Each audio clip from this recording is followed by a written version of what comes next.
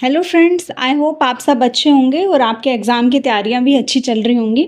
आज हम MHI 105 के जो जिस पेपर का नाम है भारतीय अर्थशास्त्र का इतिहास आरंभिक काल से लगभग 1700 CE तक के इम्पोर्टेंट क्वेश्चंस या इम्पोर्टेंट टॉपिक्स डिस्कस करने वाले हैं। तो वीडियो को ध्यान से देखना और समझना। आपका ये पेपर ज़्यादा टफ नहीं है। थोड़ा इसको भी देख लोगे तो कोई भी क्वेश्चन आएगा आप उसको रिलेट करके बना पाओगे। जैसे खुंद काश्त किसान। हाँ, ये पहले पूछा गया था क्योंकि पेपर का पैटर्न जो है एकदम से चेंज नहीं होता। तो इसके बारे में भी पढ़ेंगे और इससे रिलेटेड जो चीज़ें हैं पूछी जा सकती हैं उसको भी हम इसके साथ ही डिस्कस कर लेंगे। खुद काश्त भी बोलते हैं इसे और इसको खुंद काश्त भी कहते हैं। मुगल काल के सबसे महत्वपूर्ण और सम्मानित किसान वर्गों में से ये एक था। ये इसके बारे में कुछ जानकारी है कि क्या है इसकी परिभाषा। खुद काश्त का अर्थ होता है स्वयं और काश्त। इसका मतलब है खेती, यानी कि ये वे किसान थे जो स्वयं अपनी भूमि पर खेती करते थे। इनके पास भूमि का स्वामित्व होता था, खुद मालिक होते थे वो, और उस पर भूमि पर सारे अधिकार किसके होते थे? उस किसान के। इसकी विशेषताएं हैं कि भूमि का स्थायी उपयोग करता होता था वो। ये किसान अपनी जमीन पर लंबे समय तक कृषि करते थे जिससे उनका उस पर अधिकार माना जाता था।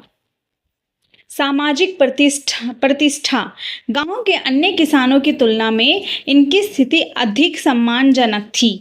क्यों?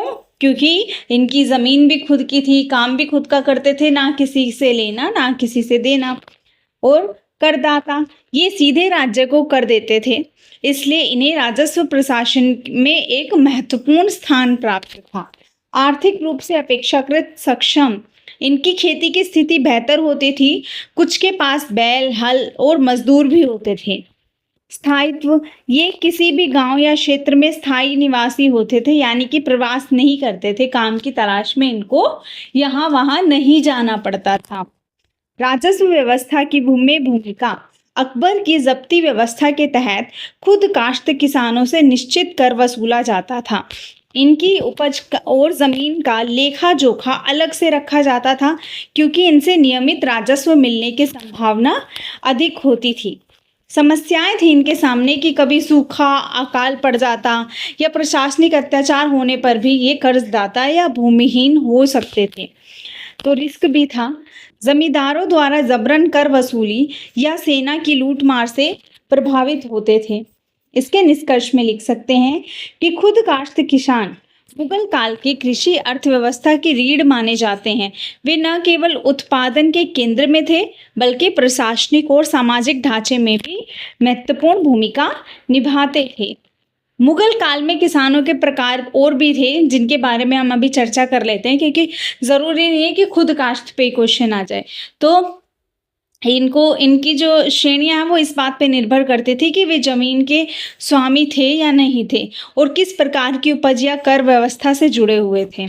देखो क्या थे खुद काश्त, जिनके बारे में हमने पढ़ लिया, जिनके खुद की जमीन होती थी उस पर वो खेती करते थे और सीधा कर राज्य को वसूल देते थे। पाई काश्त भी होते थे। ये किसान अन्य लोगों की भूमि किराए पर लेकर उस पर कृषि करते थे। प्रवासी होते थे और अस्थायी रूप से किसी गांव में बसते थे। तो अस्थायी तो होंगे, इनकी खुद की जमीन नहीं थी, है ना। काम की तलाश में यहाँ वहाँ उनको जाना पड़ता था, तो कहीं कहीं जाते थे, भूमि को किराए पे लेते थे और उस पर कृषि करते थे। भूमि स्वामी को उपज का हिस्सा या किराया देना पड़ता था। या तो वो डिस्कस करते थे कि इतना % उपज का हिस्सा मेरा होगा या फिर आपको जमीन का इतना किराया देना पड़ेगा। बंधुआ या सेवक किसान भी होते थे। इन किसानों की स्थिति दासत्व जैसी होती थी, दास जैसी मान लो, बंधुआ मजदूरों जैसी। ये साहूकारों या जमींदारों के ऋण के बदले में कृषि मजदूरी करते थे। उनसे ऋण ले लेते थे और ऋण चुकाने के लिए क्या करते थे, उनके यहाँ पे उनको काम करना पड़ता था। भूमि पर कोई अधिकार उनका नहीं होता था। फिर होता था मुजरा किसान। ये किसान जमींदार या जागीरदार के अधीन काम करते थे। भूमि पर उनका मालिकाना कोई अधिकार नहीं होता था, केवल उपज में ही उनको हिस्सा मिलता था। अधिक कर और अत्याचार के शिकार ये होते थे। उसके बाद होते थे रैया किसान भी थे। ये शब्द सामान्यतः किसानों के लिए प्रयुक्त होता है। रैया ये दो भागों में बांटे जाते थे। एक तो खुद काश्त रैया रायत जो स्वयं की भूमि पर कैसे खेती करते थे, दूसरा पाही रायत जो दूसरों की भूमि पर खेती करते थे। ये हमने ऊपर पढ़ ही लिया है। तो इस वर्ड पे भी आ सकता है ना, रैया किसान क्या थे। तो रैया किसान के बारे में आप ऐसे बता दोगे, पाही किसान और खुद कास्ट के बारे में। फिर है ज़ाबिता आधारित किसान। अकबर के समय टोडरमल द्वारा बनाई गई ज़ाबिता व्यवस्था के तहत किसान कर अदा करते थे।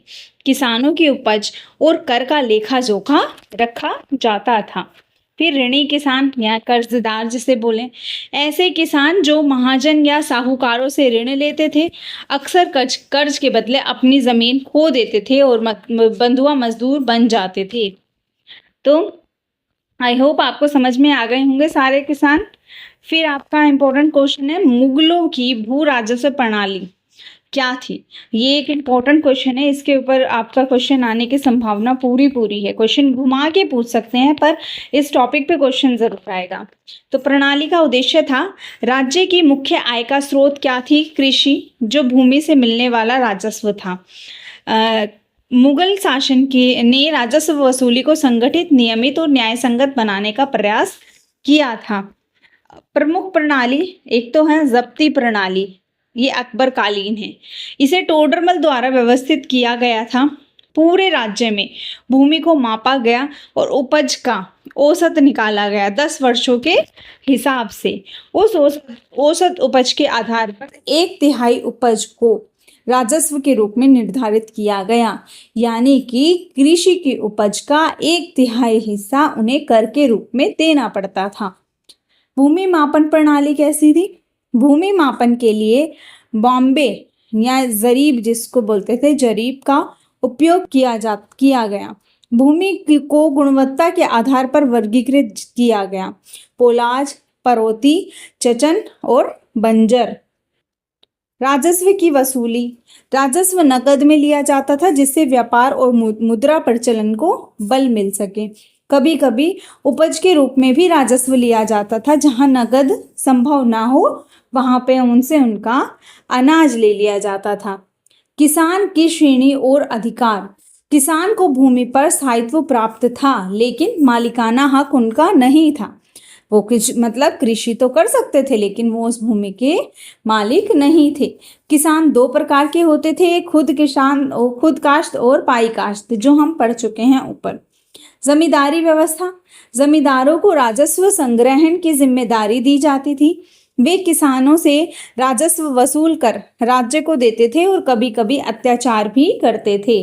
प्रणाली की कमजोरियां भी थी। सूखा या प्राकृतिक आपदा के समय राजस्व माफ नहीं किया जाता था, तो दिक्कत हो जाती थी, क्योंकि अगर कोई भी अकाल पड़ेगा तो उपज होगी कैसे, है ना। किसान तो घाटे में, लेकिन फिर भी राजस्व माफ नहीं होता था, किसानों को कैसे न कैसे राजस्व देना पड़ता था। कई बार वसूली अत्यधिक कठोर होती थी जिससे किसान कर्जदार और भूमिहीन हो जाते थे। क्या करते थे, भूमि उनको बेचनी पड़ जाती थी अपना राजस्व देने के लिए। इसके निष्कर्ष में लिखेंगे कि मुगलों की भू राजस्व प्रणाली प्रशासनिक दृष्टि से संगठित और वैज्ञानिक थी, विशेषकर अकबर के शासनकाल में, लेकिन कठोर वसूली, जमींदारों का शोषण और किसानों की असुरक्षा इसके लिए प्रमुख दोष थे। आई होप आपको समझ में आ गया होगा। अपना अगला इंपॉर्टेंट टॉपिक है, मध्यकाल में उत्पादन प्रक्रिया में महिलाओं की क्या भूमिका रही। तो इस पे बताएंगे, कृषि कार्यों में भागीदार थी। कैसे, महिलाएं खेती बाड़ी में के कामों में पुरुषों की सहायता करती थी, बुआई कराती थी, निराई, कटाई, पशुपालन आदि में बहुत सक्रिय योगदान था उनका। विशेष रूप से दलित और निम्न जाति की महिलाएं खेतों में मजदूरी भी करती थी। घरेलू उद्योगों में योगदान था। महिलाएं कपड़ा बुनाई करती थी, कताई करती थी, रंगाई, सिलाई और जैसे कुटीर उद्योगों में से वो जुड़ी हुई थी। सूत कातने और हाथ से बने कपड़ों का उत्पादन ग्रामीण अर्थव्यवस्था में बहुत महत्वपूर्ण था। खाद्य प्रसंस्करण, महिलाएं अनाज पीसने, दालें छीलने, दूध से घी मक्खन निकालने जैसे कार्यों में लगी रहती थी। ये कार्य उत्पादन की प्रक्रिया का एक अहम हिस्सा माने जाते थे। पशुपालन और दूध उत्पादन। महिलाएं गाय, बकरी, भैंस आदि की देखभाल करती थी। दूध उत्पादन एवं उससे जुड़ा व्यापार जैसे घी, दही, छाछ घरेलू आय का स्रोत था। कारीगर और शिल्प। कई क्षेत्रों में महिलाएं चूड़ी बनाने, मिट्टी के बर्तन बनाने या हस्तशिल्प जैसे कार्यों में भाग लेती थीं। विशेष रूप से राजस्थान, बंगाल, महाराष्ट्र आदि क्षेत्रों में महिलाओं की कारीगरी प्रसिद्ध थी। घरेलू उत्पादन इकाई की प्रमुख घर ही उत्पादन की इकाई था और महिलाएं उसका प्रबंधन करती थी। वे संसाधनों का उपयोग, संरक्षण और पुनः उपयोग में एकदम माहिर थी। सीमाएं और चुनौतियों की बात करें तो उनका श्रम प्राय अदृश्य माना जाता था, लोगों को दिखता ही नहीं था, यानी उन्हें आर्थिक श्रमिक नहीं समझा जाता था। उन्हें स्वामित्व, मुआवजा या अधिकार नहीं मिलते थे। सामाजिक और धार्मिक बंधनों के कारण उत्पादन प्रक्रिया में उनकी भागीदारी एकदम सीमित थी। इसके निष्कर्ष में लिख सकते हैं कि मध्यकाल में महिलाएं उत्पादन प्रक्रिया की अदृश्य लेकिन अनिवार्य शक्ति थी। उनका योगदान कृषि, कुटीर उद्योग, घरेलू उत्पादों और शिल्प कार्यों में अमूल्य और निरंतर था। हालांकि उनके अधिकारों और मान्यताएं बहुत कम थी। आई होप आपको समझ में आ गया होगा। अपना अगला इम्पोर्टेंट टॉपिक है हड़प्पा सभ्यता में कृषि और व्यापार पर टिप्पणी आ सकती है एक। तो कृषि के बारे में बताएंगे कि हड़प्पा सभ्यता की अर्थव्यवस्था का आधार क्या था? कृषि था। सिंधु नदी और उसकी सहायक नदियों के किनारे उपजाऊ मिट्टी और सिंचाई की सुविधाओं के कारण कृषि बहुत उन्नत थी। गेहूं, जौ, तिल, मटर, खजूर और सरसों जैसी फसलें उगाई जाती थी। मोहनजोदड़ो और कालीबंगन से खेतों की जुताई के साक्ष्य भी मिले हैं। कालीबंगन से बैल चलित हल चलाने के प्रमाण भी प्राप्त हुए हैं। घास और चारे की व्यवस्था से पशुपालन भी महत्वपूर्ण था। व्यापार के बारे में लिखेंगे कि हड़प्पा वासियों का व्यापारिक नेटवर्क विस्तृत था, भीतरी भारत से लेकर पश्चिमी एशिया तक। मेसोपोटामियन अभिलेख में मेलुहा नाम से उल्लेखित से व्यापारिक प्रबंधों के प्रमाण मिलते हैं। प्रमुख व्यापारिक वस्तुएं मनके, सीप, तांबा, कपड़ा, जवाहरात और काला पत्थर भी वहाँ से प्राप्त हुआ है। व्यापार के लिए स्थलीय और जल मार्ग दोनों का प्रयोग होता था और लासबेला और लोथल जैसे बंदरगाह व्यापार के केंद्र रहे। लोथल से गोदाम और डॉकयार्ड के प्रमाण भी मिलते हैं। इसके निष्कर्ष में लिखेंगे कि हड़प्पा सभ्यता में कृषि और व्यापार दोनों ही समृद्ध और संगठित रूप से विकसित थे। इन दोनों क्षेत्रों में उपलब्ध पुरातात्विक साक्ष्य इस सभ्यता की उन्नत आर्थिक संरचना को दर्शाते हैं। मैंने MHI 05 में जो इससे पहले वीडियो अपलोड की थी उसमें मैंने हड़प्पा सभ्यता के व्यापार के बारे में एकदम ब्रीफ में समझाया है। अगर आपको इसके बारे में और ज़्यादा जानना है तो आप उस वीडियो पे जाके चेकआउट कर सकते हैं। आई होप आपको ये क्वेश्चन समझ में आ गया होगा। अपना अगला इम्पोर्टेंट टॉपिक है कुषाणों के अधीन व्यापार पर संक्षिप्त टिप्पणी लिखनी है। इसमें हम इंट्रो में लिखेंगे कि कुषाण साम्राज्य भारत, मध्य एशिया और अफगानिस्तान तक फैला हुआ था। यह साम्राज्य अंतर्राष्ट्रीय व्यापार के लिए एक महत्वपूर्ण केंद्र बन गया था। मुख्य विशेषताएं हैं, एक है भूस्थानिक लाभ। कुषाण साम्राज्य रेशम मार्ग पर स्थित था जिससे चीन, रोम, ईरान और मध्य एशिया के साथ व्यापारिक संबंध स्थापित हुए। यह पश्चिम और पूर्व के बीच एक पुल का काम करता था, उनको जोड़ने का काम करता था। अंतर्राष्ट्रीय व्यापार की बात करें तो कुषाणों ने चीन से रेशम, मध्य एशिया से अश्व और रोमन साम्राज्य से सोने चांदी के सिक्के मंगवाए। भारत से कपड़ा, मसाले, रत्न, हाथी दांत और औषधियां निर्यात की मंगाई। मतलब बंदरगाह और व्यापारिक केंद्र की बात करें तो तक्षशिला, मथुरा, पाटलिपुत्र और उज्जैनी प्रमुख व्यापारिक केंद्र थे। भरूच, सोपारा और ताम्रलिप्त ताम्रलिप्ति जैसे बंदरगाहों से समुद्री व्यापार भी होता था। अगर मुद्रा प्रणाली की बात करें तो कुषाण शासकों ने सुव्यवस्थित स्वर्ण, रजत एवं ताम्र मुद्राओं की शुरुआत की, जिससे व्यापार में स्थिरता और विश्वास बढ़ा। कनिष्क के स्वर्ण सिक्के अत्यंत प्रसिद्ध भी हैं। सांस्कृतिक प्रभाव की बात करें तो व्यापार के माध्यम से यूनानी, रोमन, ईरानी और बौद्ध सांस्कृतिक प्रभाव का प्रसार भी हुआ। बौद्ध भिक्षु व्यापारियों के साथ यात्रा करते थे, जिससे धर्म का भी प्रचार प्रसार होता था। इसके निष्कर्ष में लिखेंगे कि कुषाण काल में व्यापार ने राजनीतिक, सांस्कृतिक और आर्थिक दृष्टि से एक अत्यंत अंतर्राष्ट्रीय स्वरूप ग्रहण किया। इस काल को भारत के प्राचीन व्यापारिक उत्कृष्ट का स्वर्ण काल भी माना जाता है। आई होप आपको समझ में आ गया होगा कि व्यापारिक स्थिति काफ़ी अच्छी थी। बहुत सारे देशों से इनका व्यापार चलता था और मुद्राएं भी बहुत अच्छी प्रचलित थी और स्वर्ण मुद्रा तो इनकी बहुत फेमस हुई। अपना अगला इम्पोर्टेंट टॉपिक है बलूतेदार कौन थे। मध्ययुगीन दक्कन के कृषि समाज में उनकी क्या भूमिका थी और क्या उनके कार्य थे। इसके इंट्रो में लिखेंगे कि मध्ययुगीन दक्कन में गांव की सामाजिक और आर्थिक संरचना बहुत ही संगठित थी, जहां बलूतेदार प्रथा एक प्रमुख ग्रामीण व्यवस्था थी। बलूतेदार वे ग्रामीण कारीगर और सेवा प्रदाता वर्ग थे जो गांव के कृषक समाज को आवश्यक सेवाएं प्रदान करते थे, है ना। तो किसानों को जो भी सेवाएं चाहिए होती थी वो ये प्रदान करते थे। बलूतेदार शब्द मराठी भाषा से लिया गया है, जिसका अर्थ है गांव की सामूहिक उपज में हिस्सा वेतन के रूप में।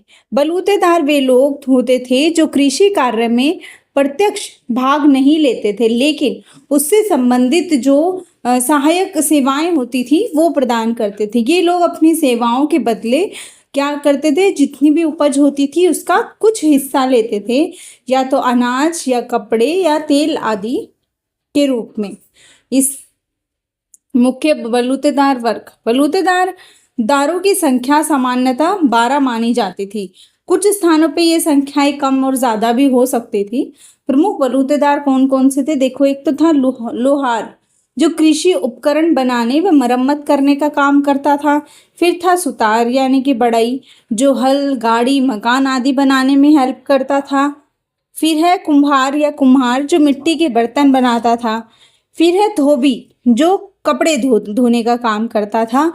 और नाई, जो दाढ़ी बनाना, सामाजिक अवसरों पर सेवा प्रदान करने का काम करता था। और कंजार या माली, फूलों की आपूर्ति और बागवानी का काम करता था। फिर है महार या मांग, जो गांव की सफाई, डाक लाना और सामाजिक सेवाएं प्रदान करते थे।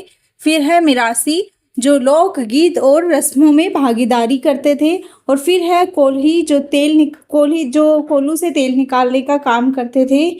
फिर है चम्हार, जो चमड़े का काम करते थे और जूते बनाते थे। फिर है बारी, जो पत्तल और दोने बनाने का काम करते थे। भूमिका और महत्व की बात करें तो ग्राम्य जीवन की निरंतरता बनाए रखने बलूतेदारों की सेवाओं के बिना कृषि और दैनिक जीवन बिल्कुल ही असंभव है। ग्राम आधारित अर्थव्यवस्था का हिस्सा ये लोग पैसे की बजाय वस्तुएं विनिमय यानी कि अनाज आदि के आधार पर अपनी सेवाएं देते थे। बदले में क्या लेते थे, अनाज लेते थे, यानी कि वस्तु विनिमय वाला सिस्टम था। सामाजिक अनुबंध, बलूतेदारी एक प्रकार का सामूहिक अनुबंध था, जहां इन वर्गों को गांव में स्थायी रूप से बसाया जाता था और वे सामाजिक तथा आर्थिक गतिविधियों में भाग लेते थे। अनुष्ठानिक भूमिका, विवाह, मृत्यु, पर्वों में इनकी भूमिका अनिवार्य थी, जैसे नाई, धोबी, मिरासी आदि। सामाजिक पदानुक्रम, यद्यपि ये वर्ग निचले सामाजिक स्तर पर थे, लेकिन उनकी असंदिग्ध आवश्यकताओं ने उन्हें ग्राम्य संरचना में भी एक महत्वपूर्ण हिस्सा बना दिया था। इसके निष्कर्ष में लिखेंगे, बलूतेदार मध्ययुगीन दक्कन में के कृषि समाज की रीढ़ मानी जाती थी। वे किसान समाज को आर्थिक, सामाजिक और सांस्कृतिक आधार प्रदान करते थे। तो बलूतेदार प्रथा ने ग्रामीण आत्मनिर्भरता की भावना को मजबूती दी और गांव को एक पूर्ण इकाई के रूप में बनाए रखा। आई होप आपको ये समझ में आ गया होगा बलूतेदार क्या थे, जो कृषक समाज की हेल्प करते थे और पूरे गांव की भी हेल्प करते थे। और किसके बदले? अनाज के बदले। ये वस्तु विनिमय, तेल भी ले सकते थे, कपड़ा, अनाज, तेल, कुछ भी। इंडो रोमन्स व्यापार की पर भी क्वेश्चन आ सकता है, तो इसके इंट्रो में लिखेंगे कि इंडो रोमन व्यापार पहली शताब्दी ईसा पूर्व से तीसरी शताब्दी ईस्वी तक अपने चरम पर था, यानी कि बहुत बढ़िया व्यापार था। यह व्यापार भारत और रोमन साम्राज्य के बीच समुद्री और स्थलीय मार्ग दोनों से होता था, यानी कि जल मार्ग और स्थल मार्ग दोनों से। इसका उल्लेख रोमन, ग्रीक तथा भारतीय स्रोतों में मिलता है। मुख्य विशेषताओं की बात करें तो पहला है व्यापार का मार्ग, समुद्री मार्ग, रेड सी यानी कि लाल सागर के बंदरगाहों से भारतीय पश्चिमी तट यानी कि अरब सागर तक। प्रमुख बंदरगाह थे, भारत में था अरिकमेडु, भरूच और मुजिरिस जो केरल में है, तमिलनाडु के कुछ बंदरगाह। रोम की ओर अलेक्जेंड्रिया, मायोस, हार्मोस और बेरनिस। निर्यात, भारत से रोम को क्या निर्यात करते थे? मसाले भेजते थे, जिसमें कि सबसे महत्वपूर्ण है काली मिर्च। फिर रेशम और सूती वस्त्र भेजते थे, कीमती पत्थर, हाथी दांत, मोती, इत्र और औषधियां निर्यात करते थे। और आयात, भारत से जो रोम से जो भारत आयात करता था वो था सोना चांदी के सिक्के, शराब, गुलदस्ते, शीशे के बर्तन, यूरोपीय कपड़े और धातु की वस्तुएं। मुद्रा और साक्ष्य, दक्षिण भारत में रोमन स्वर्ण और रजत सिक्के भारी मात्रा में मिले हैं, जो व्यापार की पुष्टि करते हैं। पेरिपल्स ऑफ द इरिथ्रियन सी और प्लिनी और स्ट्रेबो जैसे लेखकों ने इस व्यापार का उल्लेख किया। प्लिनी ने लिखा कि भारत को व्यापार के बदले में हम हर वर्ष भारी मात्रा में सोना दे रहे हैं। राजनीतिक समर्थन की बात करें तो इस व्यापार को शुंग, सातवाहन और चेर चोल पांड्य शासकों का समर्थन प्राप्त था। रोमनों ने समुद्री यात्राओं को आसान बनाने के लिए मानसूनी हवाओं का उपयोग किया। इसके प्रभाव में लिखेंगे कि भारत में आर्थिक समृद्धि, खासकर दक्षिण भारत में रोमन मुद्रा की भरमार से व्यापारिक वर्ग मजबूत हुआ। सांस्कृतिक आदान प्रदान, जैसे कि रोमन बर्तनों, आभूषणों की भारतीय नकल। बंदरगाह नगरों का विकास हुआ। इसके निष्कर्ष में लिखेंगे कि इंडो रोमन व्यापार प्राचीन विश्व के दो महान सभ्यताओं के बीच आर्थिक और सांस्कृतिक संबंधों का अद्भुत उदाहरण है। इसने न केवल भारत की व्यापारिक शक्ति को बढ़ाया, बल्कि वैश्विक स्तर पर भारतीय वस्तुओं की मांग को भी दर्शाया। आई होप आपको समझ में आ गया होगा। अब हम अगला इम्पोर्टेंट टॉपिक करेंगे, वो है अलाउद्दीन खिलजी के बाजार नियंत्रण पर। आपका एक क्वेश्चन आ सकता है, तो इसके इंट्रो में लिखेंगे कि अलाउद्दीन खिलजी दिल्ली सल्तनत का एक शक्तिशाली शासक था। उसने सैनिक व्यवस्था को मजबूत बनाए रखने के लिए और राज्यों के खर्चों को नियंत्रित करने के लिए एक व्यापक और कठोर बाजार नियंत्रण प्रणाली लागू की। यह तत्कालीन भारतीय इतिहास में एक महत्वपूर्ण प्रशासनिक प्रयोग माना जाता है। बाजार नियंत्रण की प्रमुख विशेषताएं हैं वस्तुओं की कीमत निर्धारित करना। बाजार नियंत्रण में क्या होता है? अनाज, कपड़ा, घोड़े, दास, मांस, दूध, शक्कर, घी आदि सभी आवश्यक वस्तुओं के लिए एक निश्चित मूल्य तय कर दिया जाता है, ताकि लोग अपनी मनमानी ढंग से मूल्य ना वसूल सके। राजधानी दिल्ली में 3 प्रमुख बाजार बनाए गए।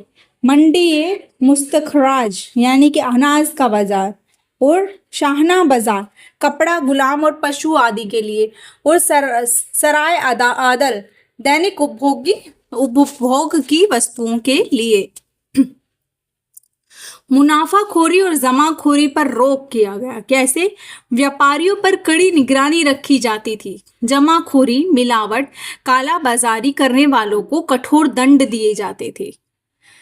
सरकारी अधिकारी और नियंत्रण तंत्र। बाजारों में मुतसिब यानी कि नियंत्रक, दीवाने, रियासत और शाहनाए मंडी जैसे अधिकारी नियुक्त किए जाते थे। व्यापारी वर्ग को पंजीकृत कर उनके व्यवहार में पर निगरानी रखी जाती थी। अनाज का भंडारण।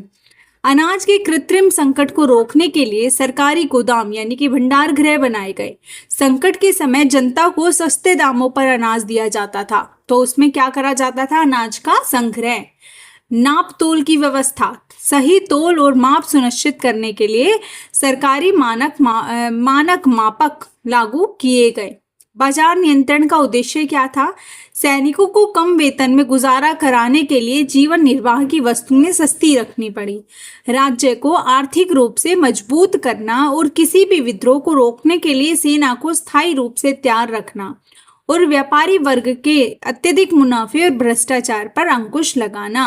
अगर इसके प्रभाव और निष्कर्ष की बात करें तो आप लिखेंगे कि अलाउद्दीन की बाजार नियंत्रण नीति काफी सफल रही और लंबे समय तक कार्यशील रही।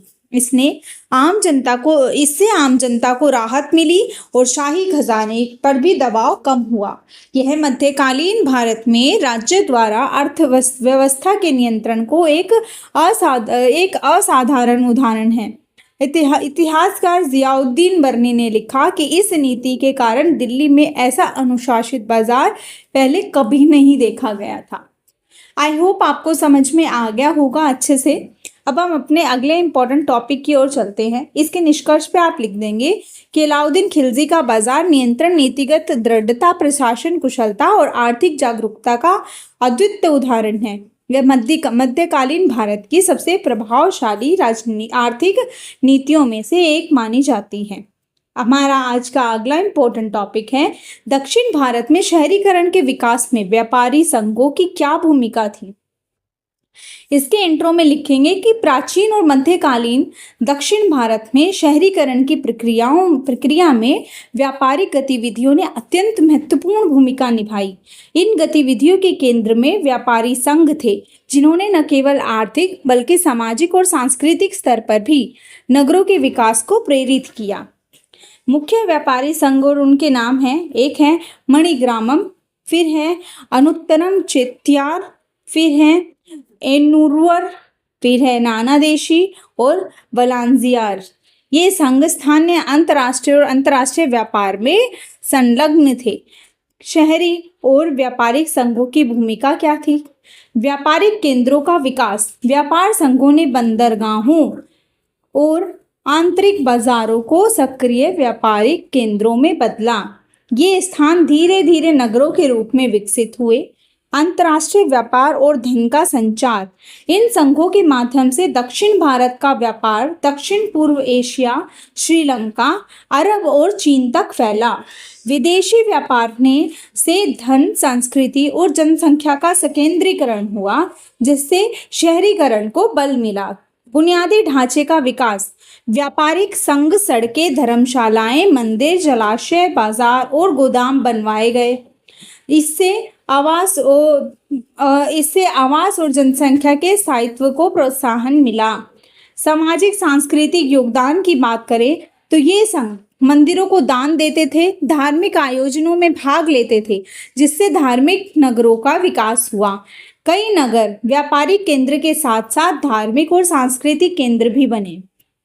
प्रशासनिक सहयोग की बात करें तो चोल, पांड्य और विजयनगर जैसे राजवंशों ने इन संघों को संरक्षण दिया।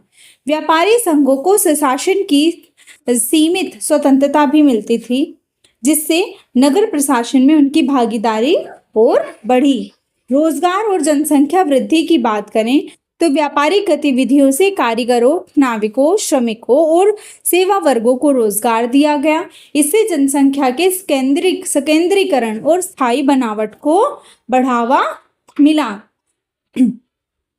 इसके निष्कर्ष में लिखेंगे कि दक्षिण भारत में व्यापारी संघ केवल आर्थिक इकाई नहीं थे, बल्कि शहरी संस्कृति के वाहक और शहरीकरण के उत्प्रेरक थे। उनके माध्यम से व्यापार, धर्म, संस्कृति और जीवन शैली का एक ऐसा समन्वय हुआ जिसने नगरों के जन्म और विकास को गहरा प्रभाव प्रदान किया। इसलिए दक्षिण भारत में शहरीकरण के इतिहास का अध्ययन व्यापारिक संघों की भूमिका के बिना अधूरा माना जाता है। आई होप आपको ये क्वेश्चंस अच्छे से समझ में आ गए होंगे। इन क्वेश्चंस को अच्छे से कर लेना, आपका एग्ज़ाम अच्छे से जाएगा। अगर कुछ और इम्पोर्टेंट टॉपिक्स मुझे ऐसे लगेंगे कि ये आपको पढ़ने ज़रूरी हैं, तो मैं उसके लिए सेकंड पार्ट भी शाम तक अपलोड कर दूँगी। और वीडियो अच्छी लगी हो तो चैनल को लाइक, शेयर और सब्सक्राइब ज़रूर कर दें। साथ में बेल आइकन पर भी प्रेस करें ताकि आने वाले वीडियो की नोटिफिकेशन आपको मिलती रहे और देखते रहे जीके बैंक।